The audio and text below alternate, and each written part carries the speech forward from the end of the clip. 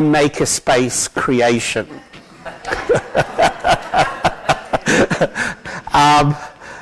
And, I just want to preface these few remarks I'm going to make about the data that have been collected, that David and I go back a long, long way, and I dearly love David. But when I get an email from David, I live in fear. Because the superhuman being that David is writes to me and says, "Ross, will you do this?" And the feats that he wants me to accomplish are even beyond superhuman. and a little while ago, David sends me the data from 800 responses. And I said, "Thank you for the belief in me being superhuman, but I'll see what I can do." And so what I want to do, I'm not going to, and we're not even ready to give you a full, rich analysis of the data about people's journey and experiences in the Learning Commons. But I do just want to spend 10 minutes, 5 minutes, whatever, talking about some of the trends that I see in an area of data that is of interest to me. Now, I love data. I want you to get immersed in data, but I'm going to be a little bit cheeky today. I hope I don't offend anyone, but I call this little bit of slice of data, the Learning Commons, a marriage made in BiblioHeaven.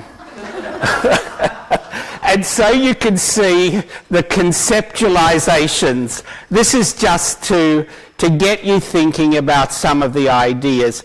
What I did in looking at this data, and there's a vast amount there, to focus on one question which is of deep interest to me. What would you consider to be your greatest impact on teaching and learning in the school? So that's the body of qualitative responses that I have begun to play with. And what I'm going to present to you is by no means an exhaustive analysis, but, I love qualitative research and immerse myself in it. You might get the themes of my headings here. They're kind of meant to be serious, but a bit cheeky as well. You've got to be cheeky in this life. So what do you consider to be the greatest impact on teaching and learning in the school? Probably one of the most predominant ideas that emerge in participants talking about impact was what I call the great I am. Strange notion. Okay, but what came out to me as I look at this data are really transformed conceptions of self. That's you as school librarians thinking about yourself and your relationship in the school and how others see you. And what really emerged in this is such a really kind of transformation in the way that others in the school think about you. I see very clearly in your expressions of the impact of the Learning Commons in terms of the breakdown of traditional stereotypes around school librarians. And I think that's a very, very powerful idea. And in fact, there are some really interesting themes. If you look at what I've put on the next line, it's about being fabulous, being futuristic, being the fix-it, the facilitator, the flexible. And if I can be cheeky, you're actually changing the meaning of the F word. Okay, but people see you in a different way, in that energetic leader of learning. Being futuristic is about being the one at the front end of the new technology and showcasing the new technologies and tools and leading a school in the engagement with those tools. Being the fix-it person. Fix-it means the intellectual fix-it, the resource connector, the facilitator. being flexible and creating those spaces where you as an instructional leader and resource leader become very flexible. And so the F word takes on a new meaning, and I really like that, and I think this is a very important trend emerging in the data. Following on our theme of marriage, the great I do. You know, and here was, and if I can be a little bit whatever, I don't know, I don't want to say the word negative, but it was really interesting to me about when the question was, what is the greatest impact? And impact is the end result, the outcome. And, you know, we do talk about impact still in a kind of problematic way. Because we talk about the great I do. I do this, and I do this. However, that said, I'm not in any way undermining the great I do. But it was really interesting to look at the range of processes and what I, in a kind of research label, would call inputs. The things that I do as part of my practice. And I think that's really, really critical. What came out, if we were to do a wordle of this, the notion of resource connection. And I actually like that because we've moved away from the notion of resource provider to the resource connection, where it's not about collecting the stuff, it's putting the stuff in strategic ways into the hands of the school community. So that notion of resource connection takes the concept of provision of resources to another rich level, and I really like that. One of the really sustainable ideas was around collaborative partnerships. Whether that partnership was one of instruction, whether that was one of planning, whether it was one in the collaborative brainstorming about engagement with the spaces, but there was this much richer sense of that what we're doing is building the partnerships, is building the collaborations at multiple levels. And as we dig into the data, we'll pull out some of those.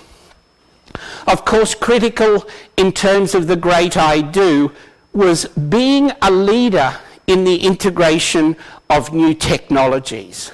And that was very pervasive when I look at the statement of impacts. Of course, part of the Learning Commons notion was the transformation of space. And again, the engagement of the school community in both the discussions and the strategic planning and the transformation of the space. That's a very strong part of the engagement of the participants in the Learning Commons idea.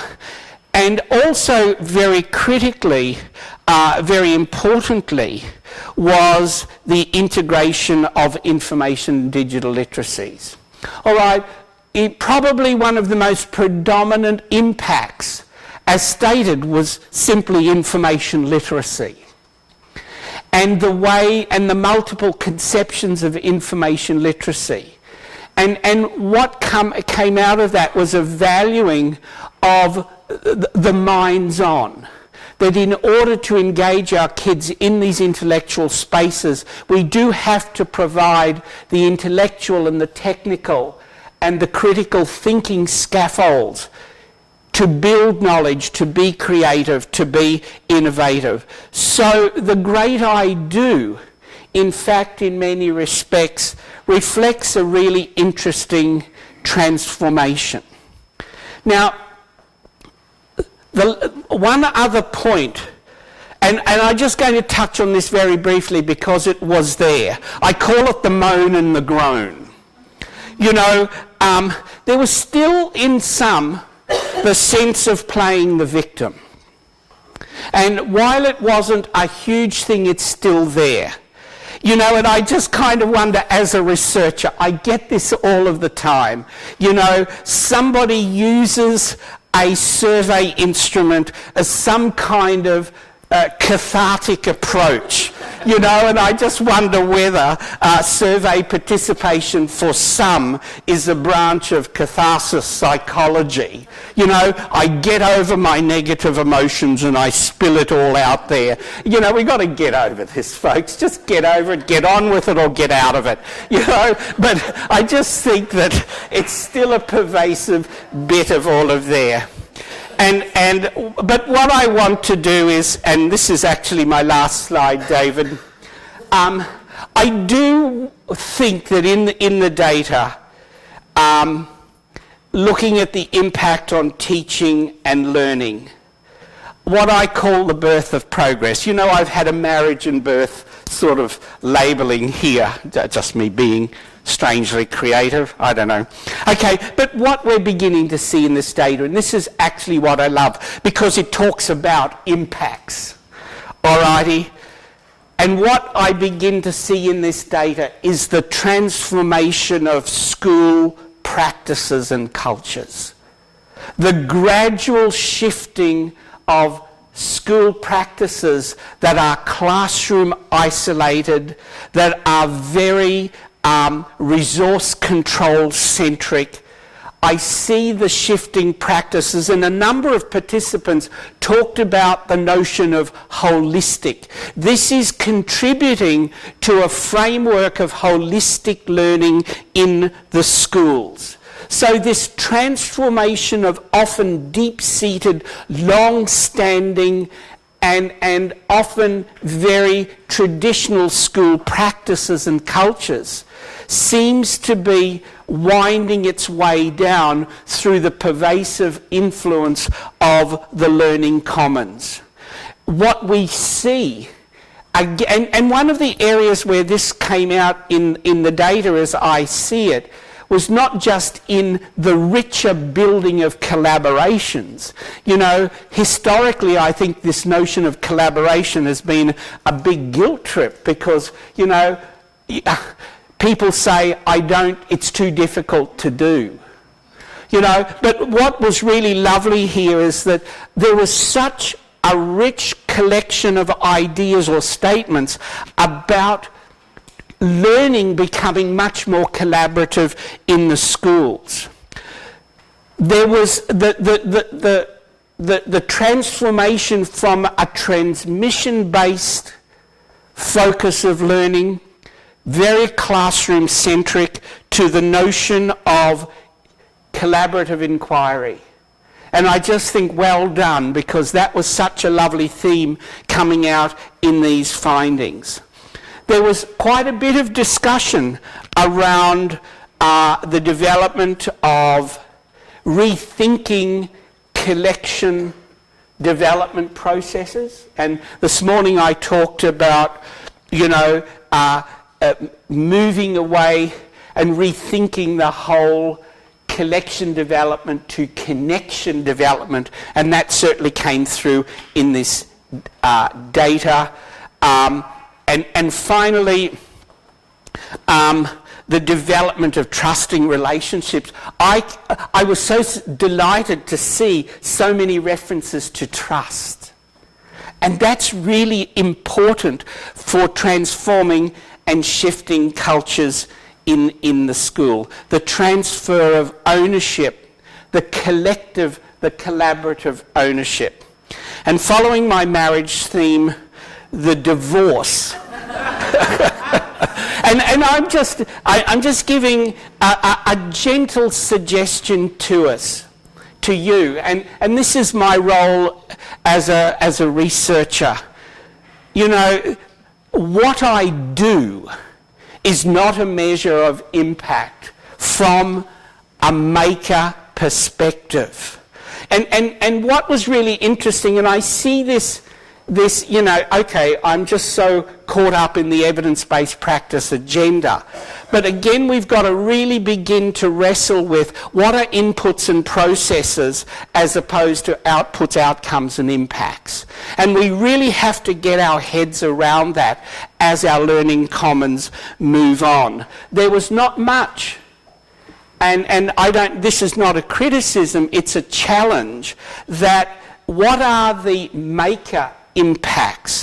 What are the student-centric impacts? And I was pleased to see the notion of reading motion, reading motivation, information skills development, but still limited kind of reference to knowledge production-centred outcomes.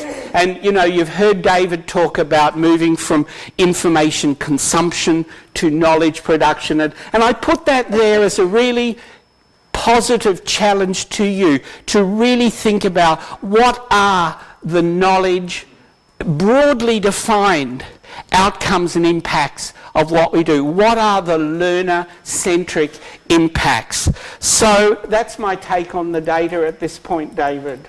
Was it a happy marriage? I think all up it was pretty good.